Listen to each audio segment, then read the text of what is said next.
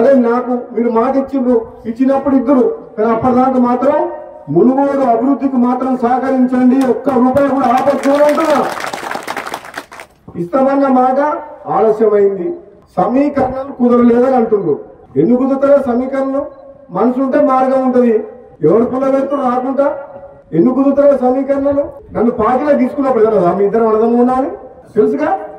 మన పార్లమెంట్ ఎన్నికలప్పుడు రెండోసారి ప్రామిస్ చేసి మాట ఇచ్చినప్పుడు కదా మీ ఇద్దరు అర్థంలాయి. అంటే వాళ్ళు ఎట్లుందంటే ఒడ్డు దాటినాక ఓడమల్లయ, ఒడ్డు దాటినా బోడమల్లయ అన్నట్టుంది. ఇప్పుడు సమీకరణలు కుదురుతలేవని మన బట్టి విక్రమార్క గారు అంటున్నారు. ఏం కుదురుతలేవు?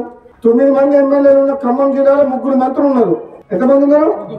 11 మంది ఎమ్మెల్యేలు ఉన్నా నల్గొండకు 3 ఉన్నారు. తప్ప మహబూబ్ గారికి ముఖ్యమంత్రి ఇచ్చినాం కదా మనం.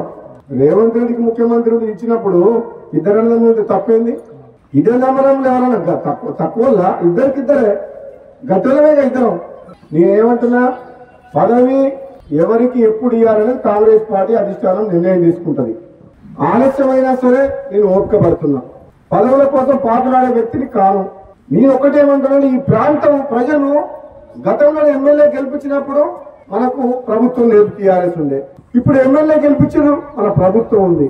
కనీసం ఇప్పుడు ఈ ప్రాంతానికి అన్యాయం చేయొద్దు. ఈ మునుగోడు నియోజకవర్గంలో అన్ని రంగాలు అభివృద్ధి చేయాలి. నిజంగా నేను పార్లమెంట్ సభ్యులుగా పనిచేసిన 7 నియోజకవర్గాల్లో, ఎమ్మెల్సీగా పనిచేసిన నల్గొండ జిల్లా మొత్తానికి. అన్ని నియోజకవర్గాలు చూసిన మునుగోడు అంతా వెంకబాటులో ఎక్కడ లేదు.